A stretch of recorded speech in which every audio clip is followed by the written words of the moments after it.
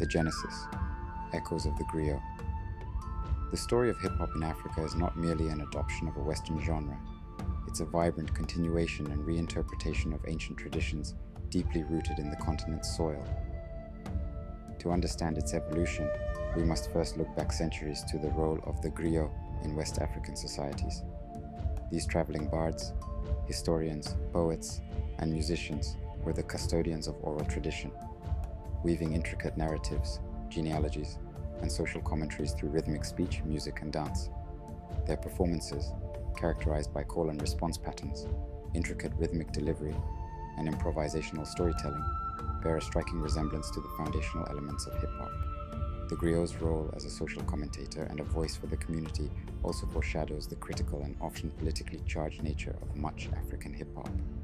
The transatlantic slave trade, a brutal rupture in African history, ironically served as a conduit for these cultural seeds to travel across the ocean. Enslaved Africans carried within them the rhythms, storytelling traditions, and communal spirit that would later contribute to the formation of African American musical forms like blues, jazz, and eventually hip-hop in the Bronx, New York during the early 1970s. The block parties, the DJ's innovative use of turntables to isolate and extend instrumental breaks, the breakbeat, and the emergence of the MC as a lyrical storyteller were all part of this burgeoning culture. The transatlantic bridge, hip-hop's arrival in Africa. The late 1970s and early 1980s witnessed the first ripples of hip-hop culture reaching African shores, largely disseminated through music videos, bootleg cassettes, and the burgeoning influence of African American pop culture. Hip-hop resonated deeply with a generation of young Africans grappling with their own socio-political realities. The themes of struggle, marginalization, and the desire for self-expression found in early hip-hop mirrored the experiences of many African youth navigating post-colonial challenges, economic hardship, and social inequalities. Senegal, with its strong French cultural ties and relatively open media landscape, is often cited as one of the earliest epicenters of African hip-hop. In 1985, the genre began to take root, with artists like Positive Black Soul emerging as pioneers. Their music, often blending Wolof and French with hip-hop beats, addressed social issues and called for Pan-African unity, demonstrating an early localization of the genre's themes. Nigeria also played a crucial role in the early development of African hip-hop.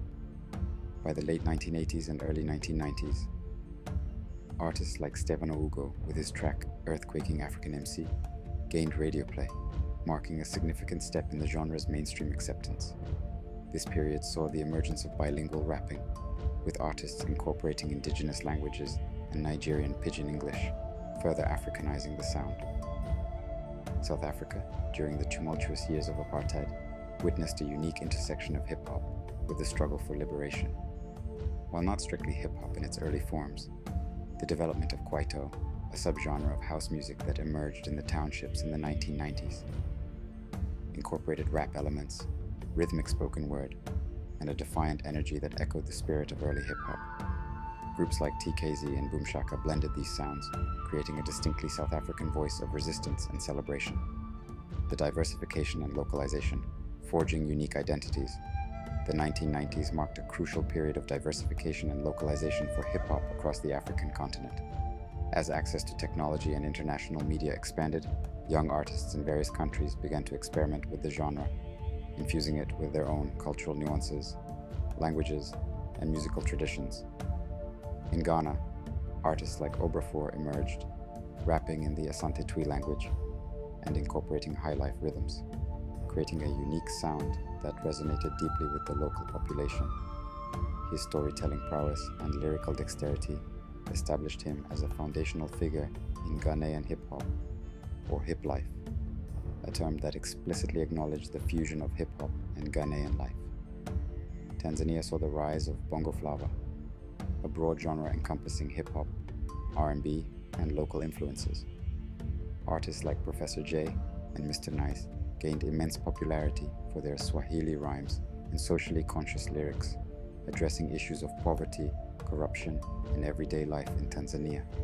In Kenya, Genj and Kapuka emerged as distinct hip-hop influenced styles, characterized by fast-paced beats, Swahili and Sheng, a local slang lyrics, and a focus on contemporary urban life.